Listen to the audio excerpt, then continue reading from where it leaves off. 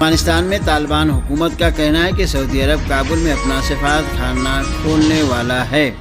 افغانستان کی طالبان حکومت کے ترجمان ذبیح اللہ مجاہد نے ایک پیج پر لکھا ہے کہ سعودی عرب افغانستان میں اپنا سفارت خانہ کھولنے کا ارادہ رکھتا ہے۔ ارنا کی رپورٹ کے مطابق دوحہ اجلاس کے موقع پر 3 نمائندوں نے سعودی عرب کے نمائندے سے ملاقات کی۔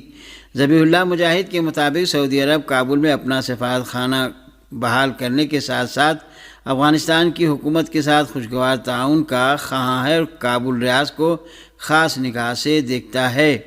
واضح رہے کہ کابل میں سعودی عرب نے فروری 2023 میں اپنے سفارتکاروں کی سیکورٹی پر تشویش کا اظہار کرتے ہوئے سفارت خانہ بند کر دیا تھا۔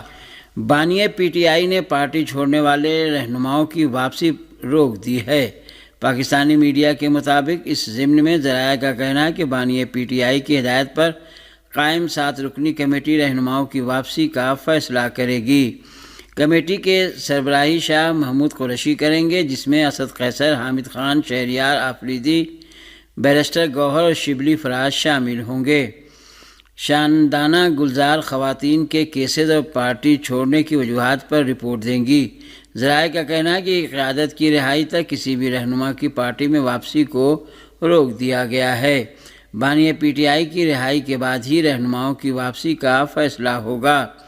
کمیٹی حتمی ناموں کی فہرست بانی پی ٹی آئی کو بھیجے گی جو اس پر فیصلہ کریں گے۔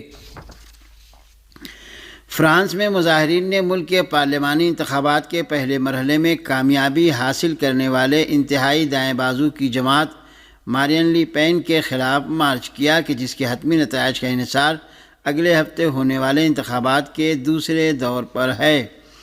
فرانس کی وزارت داخلہ نے ملک کے پارلیمانی انتخابات کے پہلے مرحلے کے ابتدائی نتائج کا اعلان کر دیا ہے کہ جس کی روح سے فرانس کے صدر ایمانوئل میکرون کی اعتدال پسند جماعتوں کے اتحاد نامی پارٹی کے مقابلے میں حزب اختلاف کی دائیں بازو کی جماعت نیشنل ریلی کو جیت حاصل ہوئی ہے۔ انتخابی نتائج سامنے آنے کے بعد نانس شہر میں بڑی تعداد میں لوگوں نے سڑکوں پر نکل کر مظاہرے کیے۔ اس کے علاوہ بھی فرانس کے کئی دیگر مقامات پر اسی طرح کے مظاہروں کی اطلاعات موصول ہوئی ہیں۔ فرانس کے پارلیمانی انتخابات کے پہلے مرحلے میں فرانس کے 3 بڑے سیاسی بلاکس کے درمیان مقابلہ ہوا کہ جس میں انتہائی دائیں بازو کی جماعت نیشنل ریلی تھی کہ جس کی قیادت لی پین اور جورجن بارزلا کر رہے تھے۔ دوسرا دھڑا ایمانوئل میکرون کی قیادت میں اعتدال پسند جماعتوں کا اتحاد تھا اور تیسری پارٹی نیو پیپلز فرنٹ اتحاد تھا جو بائیں بازو کے اعتدال پسند اور سبز جماعتوں پر مشتمل ہے۔ فرانسیسی پارلیمانی انتخابات کے پہلے مرحلے کے ابتدائی نتائج کے اعلان اور انتہائی دائیں بازو کی نمایاں کامیابی کے بعد اس ملک کے شہروں میں ہنگامے شروع ہو گئے ہیں۔ خبر رساں ادارے رائٹرز کے مطابق فرانس میں پارلیمانی انتخابات کے نتائج کے خلاف فرانس کے مغربی شہر نانٹس میں سینکڑوں افراد نے مظاہرہ کیا۔ یہ مظاہرے فرانسیسی پارلیمانی انتخابات کے پہلے مرحلے کے ابتدائی نتائج کے اعلان کے فوراً بعد کیے گئے۔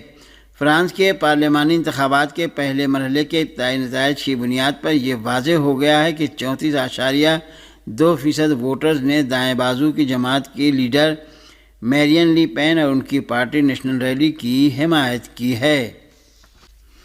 ہندوستان کی نو منتخب پارلیمنٹ لوک سبھا میں آج اسلامی جمہوریہ ایران کے صدر ڈاکٹر سید ابراہیم رئیسی اور ان کے ساتھیوں کی ہیلی کاپٹر حادثے میں شہادت پر گہرے دکھ کا اظہار کیا گیا۔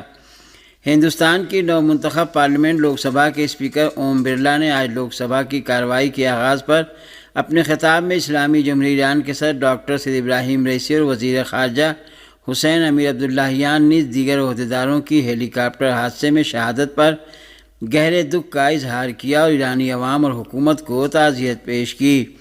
پارلیمنٹ میں خطاب کرتے ہوئے ہندوستانی اسپیکر اوم برلا نے کہا کہ 19 مئی کو ایک دردناک حادثہ پیش آیا جس میں اسلامی جمہوریہ ایران کے صدر ڈاکٹر سید ابراہیم رئیسی، وزیر خارجہ حسین امیر عبداللہیان اور دیگر سینئر عہدیداروں کی شہادت پر ہندوستان کی پارلیمنٹ ایران کی حکومت اور عوام کو دل کی گہرائیوں سے تعزیت پیش کرتا ہے اور ہمدردی کا اظہار کرتی ہے۔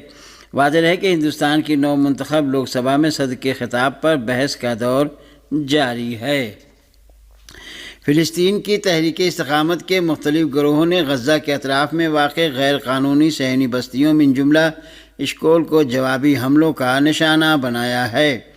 صہیونی جارحیت کے جواب میں تحریک استقامت کے مختلف گروہوں نے غزہ کے اطراف میں واقع غیر قانونی صہیونی بستیوں من جملہ اشکول پر میزائل حملے کے بعد مختلف صہیونی علاقوں من جملہ کیزوویم، نیر اوز، العین الثالثہ، ہولیت، صوفہ صدیہ، ابراہم اور نیریم میں خطرے کا سائرن بجنے لگا اور غاصب صہیونیوں میں افراتفری مچ گئی۔ اسرائیل کے ریڈیو نے بھی اعلان کیا ہے کہ غزہ کے اطراف میں واقع صہیونی علاقوں میں 15 منٹ کے اندر 7 بار خطرے کا سائرن بجا۔ صہیونی ذرائع کا بھی کہنا ہے کہ غزہ کے قریب عین حشلولہ پر شدید میزائل حملے ہوئے۔ صہیونی فوجی ریڈیو نے بھی کہا ہے کہ اشکول کے علاقے پر 20 میزائل گرے۔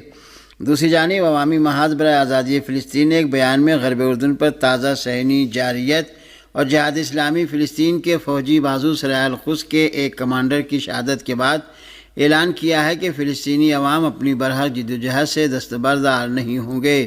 عوامی محاذ برائے آزادی فلسطین نے اعلان کیا ہے کہ فلسطینی مجاہدین کے خلاف صہیونی حکومت کی جارحیت اور قتل و تشدد کی پالیسی جاری ہے، تاہم یہ پالیسی اس بات کا موجب نہیں بنے گی کہ فلسطینی مجاہدین اپنی جدوجہد کا سلسلہ بند کر دیں۔ ساتھ ہی جہاد اسلامی فلسطین کے فوجی بازو سرائے القدس نے بھی اعلان کیا ہے کہ فلسطینی مجاہدین طول کرم میں اپنی جدوجہد جاری رکھے ہوئے ہیں اور نتیجے میں صہیونی فوجیوں کو خاصا نقصان برداشت کرنا پڑ رہا ہے۔ اس سے قبل تحریک استقامت نے تاکید کی تھی کہ فلسطین کے مختلف علاقوں میں غاصب صہیونی حکومت کے بڑھتے جرائم کا نتیجہ اس کے علاوہ اور کچھ نہیں ہوگا کہ فلسطینیوں کی استقامت صہیونی حکومت کی نابودی تک پامردی کے ساتھ جاری رہے۔ فلسطین کی تحریک استقامت کا کہنا ہے کہ فلسطینی شہداء کا خون فلسطین کی تحریک استقامت اور تمام حریت پسندوں کے لیے ایک امانت کے طور پر موجود ہے تاکہ وہ اس خون کے بدلے صہیونی حکومت کی نابودی کی راہ میں قدم آگے بڑھاتے رہیں اور جلد یا بدیر صہیونی حکومت کو اپنے جاری جرائم کا خمیازہ بھگتنا پڑے گا۔ اس سلسلے میں جہاد اسلامی فلسطین نے بھی ایک بیان میں سرائے القدس کے ایک کمانڈر سعید جابر کی شہادت کی مناسبت سے تعزیت پیش کرتے ہوئے شہید کمانڈر کی شخصیت کو خراج عقیدت پیش کیا۔ فلسطین کی اسلامی مزاحمتی تحریک حماس نے ایک بیان میں اس فوجی کمانڈر کو شہید کرنے کے صہیونی اقدام کی مذمت کرتے ہوئے تاکید کی ہے کہ نور الشمس کیمپ پر صہیونی جارحیت فلسطینی قوم کے خلاف ایک مکمل جنگ کے دائرے میں ایک سازشی منصوبہ ہے اور صہیونی حکومت کو جان لینا چاہیے کہ وہ جارحانہ منصوبے جاری رکھ کر فلسطینیوں کے استقامت کا مقابلہ نہیں کر سکے گی۔ تحریک حماس نے کہا ہے کہ فلسطینی شہداء کا خون ہرگز رائے گا نہیں جائے گا اور جارحیت کی آگ کے جو شعلے صہیونیوں کے ہاتھوں بلند ہوئے ہیں وہ صہیونی حکومت کی نابودی و مکمل زوال تک خاموش نہیں ہوں گے۔ حزب اللہ لبنان کے مجاہدوں نے صہیونی فوج کے کئی کمانڈ ہیڈ کوارٹرز پر حملہ کیا جن میں بیت حلیل فوجی چھاونی میں واقع السہل بٹالین کا ہیڈ کوارٹر بھی شامل ہے۔ بین الاقوامی میڈیا کے مطابق اس حملے میں فلق میزائل سے براہ راست اس بیس کو نشانہ بنایا گیا ہے جس سے اس کا ایک حصہ تباہ ہو گیا ہے۔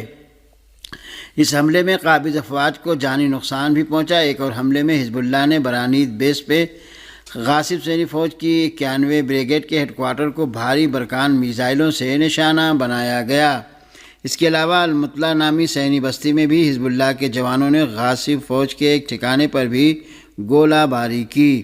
حزب اللہ نے یہ واضح کیا ہے کہ مذکورہ حملے فلسطینی قوم کی حمایت اور جنوبی لبنان کے دیہی علاقوں پر صہیونی حکومت کے حملوں کے جواب میں کیے گئے ہیں۔